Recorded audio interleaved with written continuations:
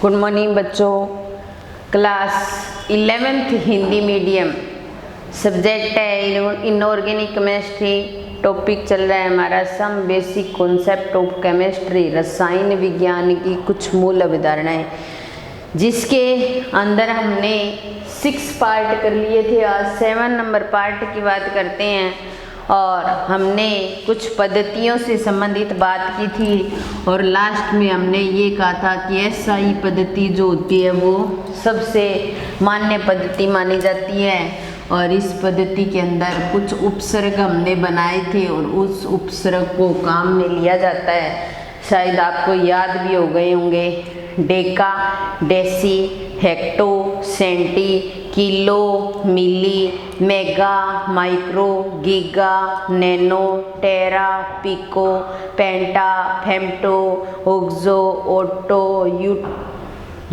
जेटो, zepto, yotta, yocto, ये थे। एक को ऐसे ऐसे याद करना है, एक इधर वाला डेका, डेसी, इस तरीके से याद करना है, याद हो भी जाएंगे आपको। तो ये कुछ उपसर्ग थे एसआई पद्धति के अकॉर्डिंग, जिसके अंदर हमने इन उपसर्गों से संबंधित बात कर ली थी। अब हम कुछ द्रव्यमान व भार से संबंधित बात करते हैं। द्रव्यमान व भार, भार जो होता है वो वेट होता है, वजन जिसको बोला जाता है, और ये क्या होता है, मास होता है। द्रव्यमान और वेट या द्रव्यमान और भार, तो W बराबर क्या होता है, mg। W क्या है, भार। W क्या है, भार, और m क्या है, द्रव्यमान, और जो g है वो क्या है, गुरुत्वीय त्वरण है। गुरुत्वीय त्वरण है। तो हमने राशियों से संबंधित बात की थी, कुछ मूल राशियां, और मूल राशियों के लिए मूल मात्रक वो हमने कंप्लीट कर लिया था। लंबाई के लिए मीटर, द्रव्यमान के लिए किलोग्राम, टाइम के लिए समय, टाइम के लिए सेकंड, टाइम समय को शो किया जाता है, समय के लिए टाइम आता है, ठीक है। विद्युत धारा के लिए एम्पियर, टेम्परेचर के लिए केल्विन, और एक विद्युत तीव्रता की बात की थी हमने, तो उसको कैंडेला में लिया जाता है और द्रव्यांश को मोल में लिया जाता है। ये इस तरीके की कुछ मूल राशियां थी और उनके मूल मात्रक थे। अब हम द्रव्यमान भार से संबंधित बात करते हैं, उसके बाद में व्युत्पन्न राशियों से संबंधित मात्रक की बात करेंगे। जब कोई भी राशि होती है उसके अंदर मूल राशियों के मात्रक को काम में लेकर व्युत्पन्न राशियां बनाई जाती है और व्युत्पन्न राशियों के मात्रक को बोला जाता है व्युत्पन्न मात्रक। तो ये भार mg, भार m, द्रव्यमान, और g क्या होता है, गुरुत्वीय त्वरण। अब देखिए, हम लैब के अंदर काम कर रहे हैं, हमें अगर 2 ग्राम पदार्थ की आवश्यकता पड़ेगी, हमें 4 ग्राम पदार्थ की आवश्यकता पड़ेगी, 6 ग्राम पदार्थ की आवश्यकता पड़ेगी, 10 ग्राम, 100 ग्राम, 200 ग्राम, कितना भी हो सकता है। तो हम कैसे उसको लेंगे, कैसे काउंट करेंगे, 2 ग्राम कहाँ से लेंगे, 10 ग्राम कहाँ से लेंगे, 100 ग्राम कहाँ से लेंगे। उसके लिए एक तुलना काम में ली जाती है और उसको बोला जाता है एनालिटिकल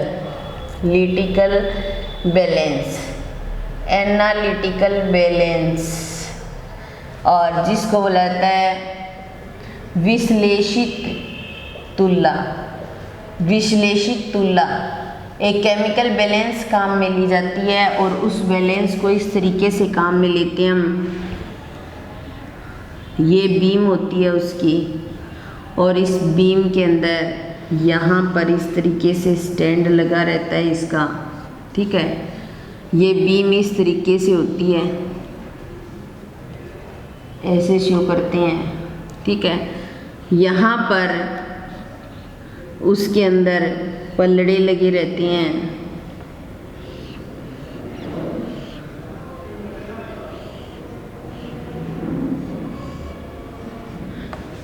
और एक पलड़ा यहाँ लगा रहता है।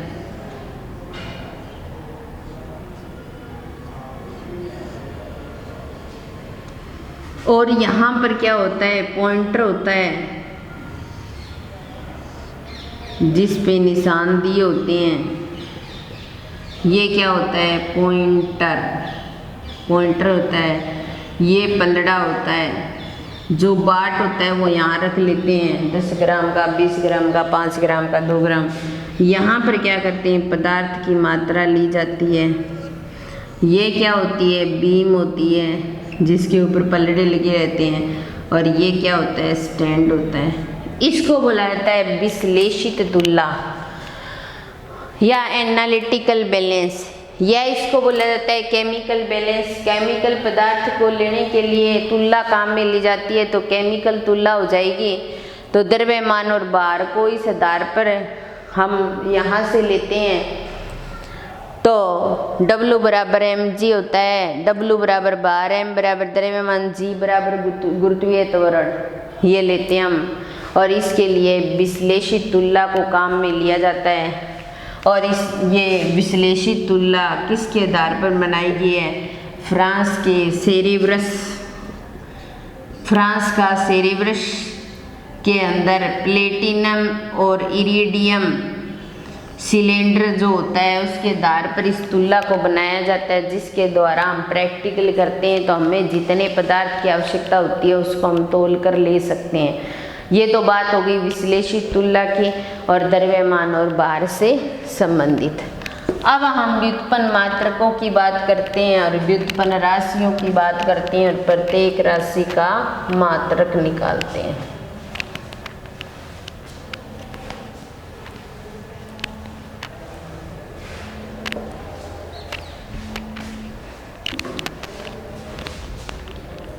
व्युत्पन्न राशियों से संबंधित मात्रक, तो यहाँ पर हमारे पास क्या है, व्युत्पन्न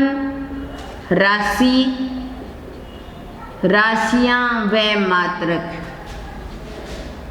व्युत्पन्न राशियां व व्युत्पन्न मात्रक। बिना राशि के तो हम मात्रक निकाल नहीं सकते, जो राशि लेंगे उसी का मात्रक लिया जाएगा। और व्युत्पन्न राशि के मात्रक के अनुसार ही हम क्या करेंगे, व्युत्पन्न राशि के अनुसार ही व्युत्पन्न मात्रक निकाल सकते हैं हम। हमारे पास में जैसे सबसे पहले हमारे पास क्या हो, क्षेत्रफल हो। किसी भी चीज का क्षेत्रफल लेना है, ये एक व्युत्पन्न राशि है। इसको शो किया जाता है लंबाई गुणा में चौड़ाई, ऐसे शो किया जाएगा। लंबाई को तो मीटर में मापते हैं, चौड़ाई को भी मीटर में मापते हैं और ऊंचाई को भी मीटर में मापते हैं हम। तो यहाँ पर ये मीटर हो जाएगा, इंटू में ये मीटर क्या हो जाएगा, मीटर स्क्वायर। यानी कि क्षेत्रफल एक व्युत्पन्न राशि है, लेकिन इसका मात्रक क्या हो गया भाई, मीटर स्क्वायर। तो इसमें तो आपको दिक्कत नहीं आनी चाहिए, आप मीटर ऐसे भी लिख सकते हो, कोई दिक्कत नहीं है। इंग्लिश में लिख दे तो इसमें कोई दिक्कत नहीं आनी चाहिए। हिंदी मीडियम के बच्चे भी ऐसे लिख सकते हैं, कोई दिक्कत नहीं है। दूसरा आयतन लेते हैं हम। ये तो मीटर किलोग्राम हो गया, सेकंड हो गया, ये तो आपको इंग्लिश में ही करना पड़ेगा। इंग्लिश हिंदी बराबर ही है इसमें। तो इसका सूत्र होता है लंबाई गुणा में चौड़ाई गुणा में ऊंचाई। आयतन क्या है, व्युत्पन्न राशि है, और व्युत्पन्न राशि के लिए जो मात्रक काम में लिए जा रहे हैं वो क्या है, व्युत्पन्न मात्रक। लंबाई भी मीटर में, चौड़ाई भी मीटर में और ऊंचाई भी मीटर में, तीनों को गुणा करोगे तो मीटर की क्यूब हो जाएगा। अब देखिए आयतन एक व्युत्पन्न राशि है, लेकिन इसका मात्रक क्या हो गया, मीटर क्यूब हो गया। और मीटर क्यूब क्या है, एक व्युत्पन्न मात्रक है। तीसरी बात घनत्व की, कई इकाई लेंगे एक दूसरे से संबंधित है। घनत्व जो होता है वो द्रव्यमान बटा में आयतन के बराबर होता है। द्रव्यमान बटा में आयतन के बराबर होता है। द्रव्यमान को m से शो किया जाता है और आयतन को v से शो किया जाता है और घनत्व को d से, ये आयतन v है, क्षेत्रफल को a से शो किया जाता है। अब देखिए द्रव्यमान एसआई पद्धति के अनुसार द्रव्यमान एक मूल राशि है। हम यूज कर रहे हैं मीटर एक मूल राशि है, हम यूज कर रहे हैं मीटर एक मूल राशि है, यूज कर रहे हैं। तो मैंने यही बोला था कि एसआई पद्धति के अनुसार मूल राशियों की संख्या 7 है जिनका यूज करेंगे हम व्युत्पन्न राशियों के अंदर। अब देखिए लंबाई मूल राशि है तो मीटर मूल मात्रक हो गया, इसका मूल राशि से संबंधित है। आयतन व्युत्पन्न राशि है तो व्युत्पन्न मात्रक हो गया, लेकिन लंबाई क्या है, मूल राशि है और मूल राशि के लिए मात्रक मीटर। तो अब देखिए द्रव्यमान क्या है, मूल राशि है और मूल राशि के लिए मूल मात्रक काम में लिए जाते हैं। तो मूल राशि द्रव्यमान और मूल मात्रक क्या हो जाएगा भाई, किलोग्राम। तो इसके लिए किलोग्राम लिख देंगे, बटा में आयतन का भी निकाला हमने मीटर क्यूब। अब देखो किलोग्राम और मीटर ये ऊपर जाएगा तो -3 लिख देंगे। तो कहने का मतलब है घनत्व का जो मात्रक हो गया वो किलोग्राम मीटर माइनस क्यूब हो गया, ठीक है। फिर उसके बाद में वेग की बात करते हैं हम, वेलोसिटी की बात करते हैं हम, और इसीलिए वेग को v से शो किया जाता है। वेग क्या है, हमारी एक व्युत्पन्न राशि है और व्युत्पन्न राशि के लिए जो मात्रक लिया जाता है, वेग क्या होता है, इकाई समय में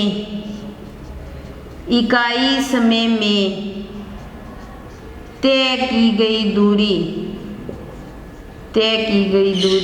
क्या होती है, वेग होती है, या तय किया गया विस्थापन। वेग और विस्थापन एक ही बात है। तो तय की गई दूरी, देखिए b बराबर क्या होता है, विस्थापन बटा में समय, विस्थापन बटा में समय, और विस्थापन को किस में लिया जाता है, मीटर में, और समय को सेकंड में। तो मूल राशि मूल मात्रक, तो इसका मात्रक हो जाएगा मीटर सेकंड इनवर्स हो जाएगा। अब उसके बाद में हम बात करते हैं त्वरण की, किसकी, त्वरण की, एसिलरेशन की। एसिलरेशन इंग्लिश में बोलते हैं इसलिए इसको ए से शो किया जाता है, त्वरण को ए से शो किया जाता है, गुरुत्वीय त्वरण को जी से शो किया जाता है। तो त्वरण क्या होता है, वेग में इकाई समय में वेग में परिवर्तन की दर, इकाई समय में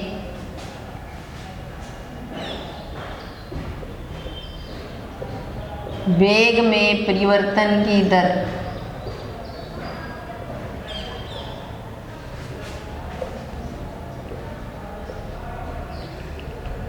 त्वरण कहलाता है। क्या कहलाता है, त्वरण कहलाता है। तो त्वरण क्या होता है, वेग बटा में समय, क्योंकि इकाई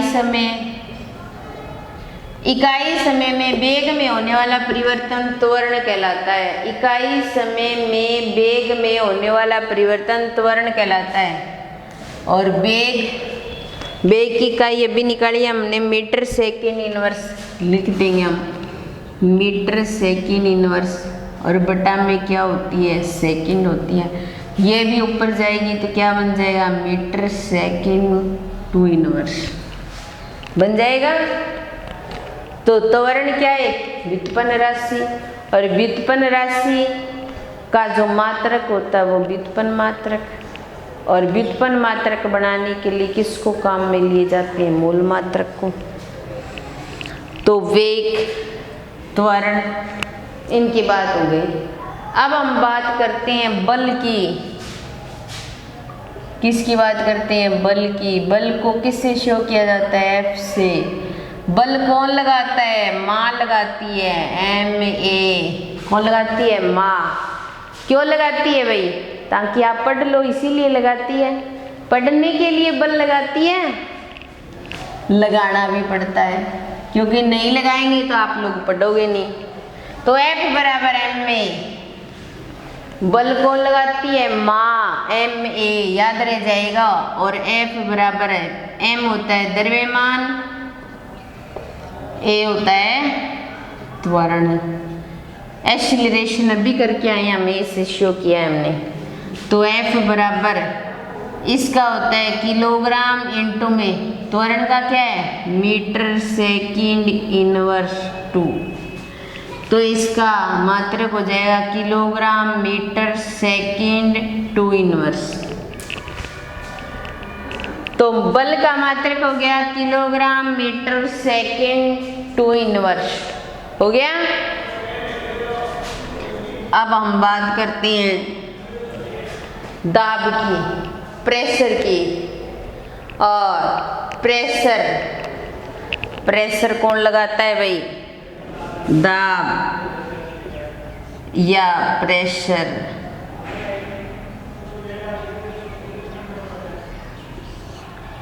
P बराबर FA, बल लगेगा तो क्षेत्रफल बढ़ेगा ना, माँ बल लगाएगी तो क्षेत्रफल क्या हो जाएगा? बढ़ा देंगे। तो ऐसे याद रख सकते हो आप ट्रिक से। वो मतलब नहीं है कि बल बढ़ता है क्षेत्रफल बढ़ता है, नहीं, ये तो एक दूसरे के विपरीत हो गए ना। तो मैं तो ट्रिक के हिसाब से बोल रही हूँ कि बल कौन लगाता है? माँ लगाती है। और जब बल लगाती है तो क्या करती है? हमारा क्षेत्रफल बढ़ा देती है ना, गांठ लगाती है। तो दाब क्या होता है? बल बटा में क्षेत्रफल। बल का हमने अभी निकाला है केजी मीटर सेकंड माइनस 2 बटा में क्षेत्रफल का हमने सबसे पहले यहाँ निकाला है। देखो, सबसे पहली व्युत्पन्न राशि बनाई हमने। और मीटर से मीटर स्क्वायर कैंसिल हो जाएगी, केजी आ जाएगा और ये ऊपर जाएगी तो मीटर -1 और सेकंड -2। तो बल का दाब का हो गया F बराबर PA, बल बटा में क्षेत्रफल। और बल का लिख लिया हमने, क्षेत्रफल का लिख लिया, और kg meter inverse second 2 inverse हो जाएगा। अब उसके बाद में जैसे ही माँ बल लगाती है हमारा क्षेत्रफल क्या होता है? बढ़ जाता है, बल बटा में क्षेत्रफल। ट्रिक बता रही हूँ आपको याद करने की। जैसे ही माँ ने बल लगाया हमारा क्षेत्रफल बढ़ गया, दाब बढ़ गया हमारा बल बटा क्षेत्रफल के अकॉर्डिंग। तो दाब का सूत्र हो गया बल बटा क्षेत्रफल। और वैसे ही हम क्या करने लगते हैं? कार्य करने लगते हैं। और कार्य व ऊर्जा कार्य करने लगते हैं। क्यों? क्योंकि हमारे अंदर एनर्जी आ जाती है, ऊर्जा आ जाती है। तो कार्य और ऊर्जा का मात्रक सेम ही होता है। कार्य और ऊर्जा का मात्रक सेम ही होता है। एक इकाई के रूप में काम में ले सकते हैं हम। तो कार्य का सूत्र होता है बल इंटू में दूरी। जैसे ही माँ बल लगाती है दूरी बढ़ जाती है, जैसे ही बल लगाया जाता है दूरी बढ़ जाती है। कोई चीज़ पर बल लगाएंगे वो आगे की और खिसकेगी, दूरी बढ़ेगी उसकी। तो कार्य का सूत्र होता है बल इंटू में दूरी। और बल का सूत्र अभी हमने यहाँ निकाला है, ये रहा। माँ बल लगा रही है तो कितना है? केजी मीटर सेकंड -2 और इंटू में दूरी भी मीटर में मापी जाती है। तो इसका सूत्र हो गया केजी मीटर स्क्वायर। ये मीटर मल्टीप्लाई हो जाएंगे और सेकंड -2, या फिर इसको बोला जाता है जूल। और अगर सीजीएस पद्धति के अनुसार इसको ग्राम में ले लिया जाए, इसको सेंटीमीटर स्क्वायर में ले लिया जाए और सेकंड -2, तो इसको बोला जाता है अर्ग। तो इसलिए कार्य व ऊर्जा को जूल वर्ग में भी माप सकते हैं, kilogram meter square second inverse, या ग्राम से सेंटीमीटर स्क्वायर, या सेकंड 2 इनवर्स के रूप में भी काम में लेते हैं। तो ये हमारी कुछ व्युत्पन्न राशियाँ थी। और व्युत्पन्न राशियों के कुछ व्युत्पन्न मात्रक जो हमारे काम की चीज़ है वो हमने कर ली। ऐसे तो व्युत्पन्न राशियाँ बहुत सारी होती हैं, आप फिजिक्स में पढ़ोगे भी व्युत्पन्न राशियाँ। नंबर 1 क्षेत्रफल, व्युत्पन्न राशि मात्रक निकाला मीटर स्क्वायर। आयतन, आयतन व्युत्पन्न राशि क्षेत्रफल अपने मात्रक निकाला मीटर क्यूब। आयतन घनत्व द्रव्यमान बटा में आयतन m बटा में b किलोग्राम मीटर क्यूब। वेग इकाई समय में तय की गई दूरी विस्थापन बटा समय मीटर सेकंड इनवर्स। त्वरण, त्वरण का सूत्र होता है वेग बटा में समय मीटर सेकंड इनवर्स बटा में second meter second two inverse. बल, बल कौन लगाती है, मां लगाती है, बराबर द्रव्यमान इंटू में त्वरण। त्वरण का अभी निकाला हमने, ये लगेंगे तो kg meter second two inverse. दाब, जैसे ही मां बल लगाती है हमारा क्षेत्रफल बढ़ जाता है, तो दाब का सूत्र हो जाएगा बल बटा में क्षेत्रफल। एक ट्रिक के अकॉर्डिंग बता रही हूँ याद रखने के लिए। बल का भी हमने निकाला और क्षेत्रफल का मीटर स्क्वायर होता है, तो kg meter inverse second two inverse हो जाएगा। और वैसे ही हम कार्य करने लग जाते हैं, ऊर्जा आ जाती है, बल लगाने से दूरी बढ़ जाती है, तो इसका मतलब बल इंटू में दूरी याद करने के लिए ट्रिक, ठीक है। Kg meter second two inverse किसका, बल का, ये रहा, और मीटर तो kg meter square second two inverse हो जाएगा। इसको जूल भी कह सकते हो। और सीजीएस पद्धति के अनुसार अगर ग्राम सेंटीमीटर स्क्वायर या सेकंड टू इनवर्स ले लिया जाए तो उसको अर्ग बोला जाता है। तो इसके साथ ही हमारी व्युत्पन्न राशियाँ और व्युत्पन्न राशियों से संबंधित व्युत्पन्न मात्रक जो है वो कंप्लीट होते हैं। लगभग एक टेम्परेचर रहा है, टेम्परेचर से संबंधित थोड़ी आगे तक बात करनी है हमें, तो वो नेक्स्ट क्लास में करेंगे। टेम्परेचर को लेंगे हम, व्युत्पन्न राशि के अंदर नहीं आता वो, वैसे मूल राशि के अंदर आता है, लेकिन टेम्परेचर को डिटेल में पढ़ेंगे। डिग्री सेंटीग्रेड, फ़ारेनहाइट या केल्विन में कैसे शो करते हैं। तो ठीक है, आज की क्लास यहीं समाप्त करते हैं। धन्यवाद।